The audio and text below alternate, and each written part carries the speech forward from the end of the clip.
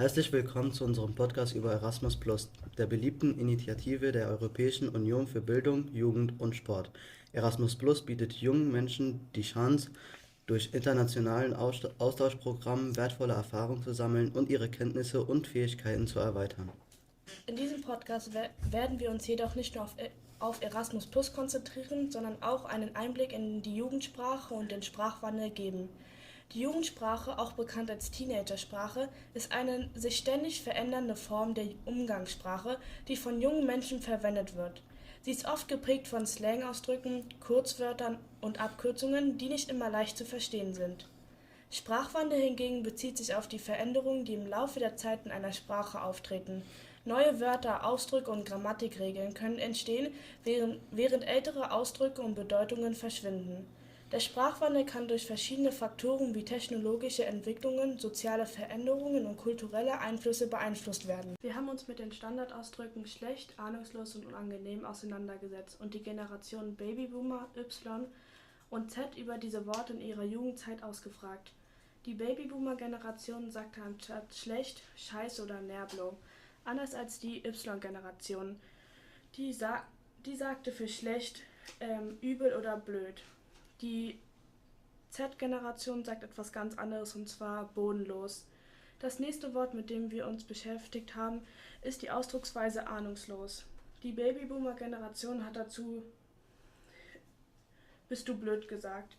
Die Y-Generation hat in dem Zusammenhang das Wort dumm oder schwer vom Begriff verwendet. Die heutige Generation benutzt gern das Wort lost, wenn jemand keine Ahnung hat.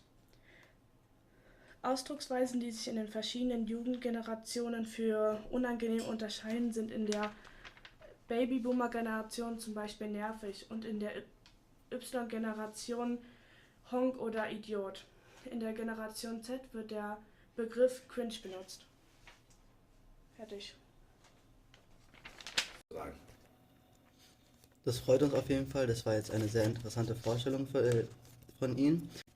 Unser heutiger Gast ist Herr Thome, welcher der Babyboomer-Generation angehörig ist. Aber ich würde Sie bitten, Herr Thome, sich noch einmal kurz selber vorzustellen. Ja, mein Name ist Andreas Thome. Ich bin am Thomas-Mann-Gymnasium Fachbereichsleiter für Fremdsprachen. Ich bin 63 Jahre alt und komme gebürtig aus Nordrhein-Westfalen und da genau aus Westfalen. Geboren wurde ich in Iserlohn, dann bin ich in Münster zur Schule gegangen, dann sind meine Eltern nach Ostwestfalen umgezogen, nach Bad Salzuflen, da habe ich Abitur gemacht, habe dann wieder in Münster Deutsch und Englisch, Germanistik und Anglistik auf Lehramt studiert und dort auch mein erstes und zweites Staatsexamen abgelegt. Und dann bin ich, weil meine Frau in Berlin eine Arbeit gefunden hat, mit meiner Frau zusammen nach Berlin gezogen. In Berlin war ich zunächst nicht als Lehrer tätig, weil zu der Zeit ein großes Überangebot an Lehrern herrschte. Lehrer waren arbeitslos, ganz anders als heute. Und habe zunächst in der Industrie gearbeitet als technischer Redakteur. Da testet man Software und schreibt entsprechende Gebrauchsanweisungen. Und seit 1990 bin ich an Berliner Schulen tätig, zunächst an der Hedwig-Dohm-Oberschule, das war eine Realschule, seit 1995 dann am Heinrich-von-Kleist-Gymnasium und seit 2011 hier bei uns am Thomas-Mann-Gymnasium.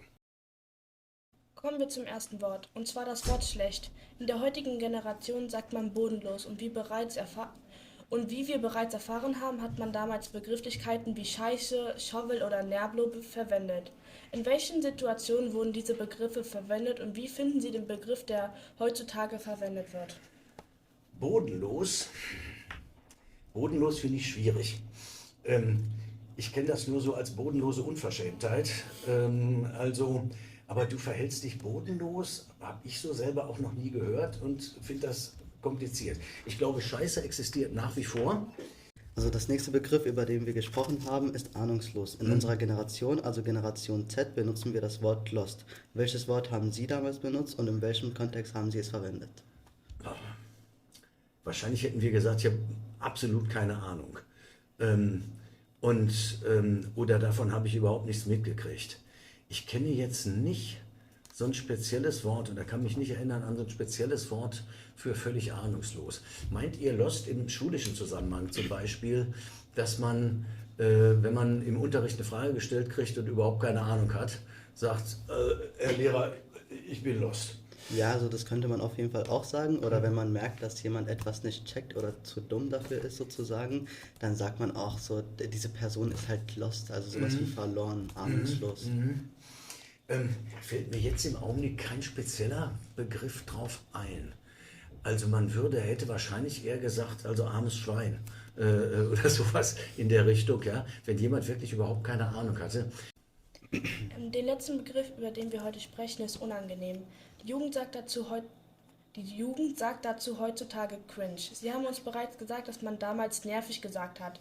Würden Sie den Begriff heute immer noch verwenden oder finden Sie einen anderen Begriff passender? Ja, das ist eine gute Frage.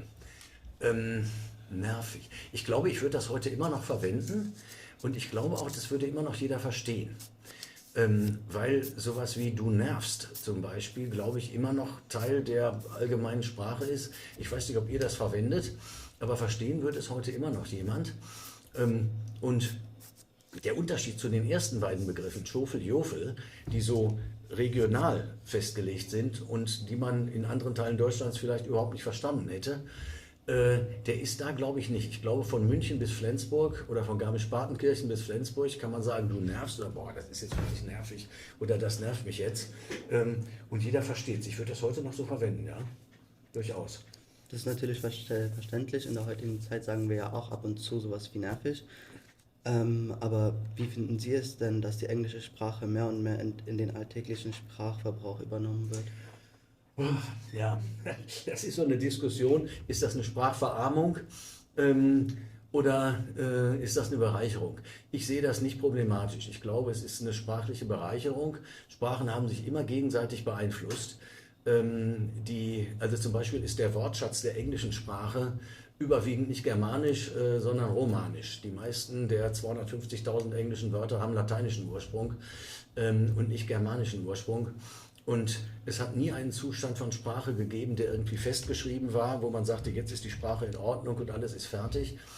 Und in dem Maß, wie es viel mehr internationalen Austausch gibt, durch Tourismus und sonst wie, wird es auch, werden die Sprachen weiterhin beeinflussen.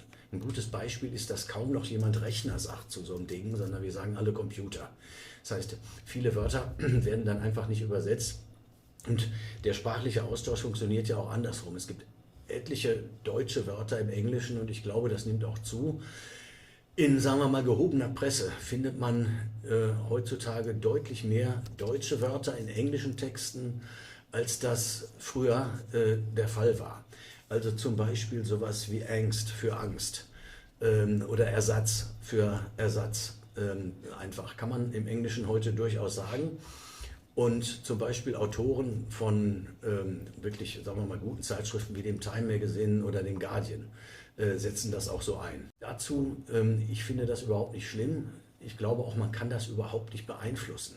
Also wenn ich jetzt als Deutsch- oder als Englischlehrer Schülern sagen würde, pass mal auf, hör doch mal auf mit diesem Lost oder sag nicht Computer oder nicht Flatrate und so, dann würde das überhaupt nicht funktionieren.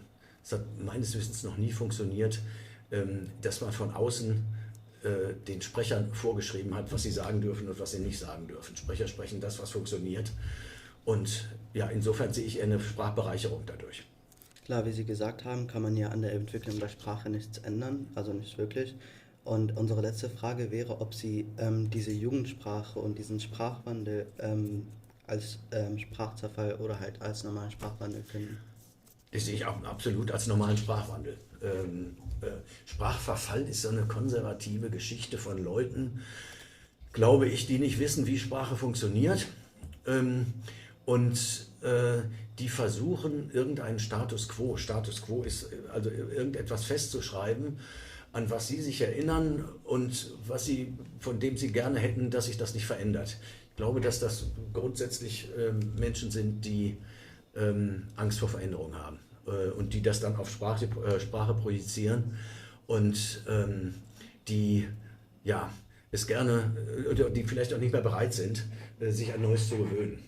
Also ich lese jedenfalls regelmäßig, was das Jugendwort des Jahres ist. Ich lese natürlich auch, was das Unwort des Jahres ist und darüber, was gute Wörter sind. Wenn man dabei bleibt, dann wird man, glaube ich, auch immer in der Lage sein, sich vernünftig auszudrücken. Wichtig ist, das will ich noch sagen, dass man weiß, welches Wort man in welchem Zusammenhang sagt. Sprache funktioniert ja immer kontextabhängig. Das heißt, wenn ich jetzt mit euch rede, rede ich vielleicht etwas anderes, als wenn mich jetzt, weiß ich nicht, das ZDF-Kulturmagazin Aspekte interviewen würde. Und ich rede im Unterricht auch anders als in der Familie. Und darauf kommt es auch für euch als Schüler an, dass ihr wisst, in welchen Zusammenhängen ihr euch wie verhaltet. Und untereinander auf dem Schulhof redet ihr anders als bei eurem ersten Bewerbungsgespräch. Das muss man wissen, aber keine Angst haben vor Veränderungen. Das stimmt natürlich. Also wir würden Sie nochmal sehr danken, dass Sie sich Zeit genommen haben für diesen Podcast. Das waren wirklich sehr informationsreiche Aussagen, die Sie genannt haben. Also das alles über Ihr Leben oder auch Ihre Meinung dazu. Das finden wir alles wirklich perfekt. Und ja, nochmal Dankeschön. Ja, ich danke auch. Gern geschehen. Na dann. Ja.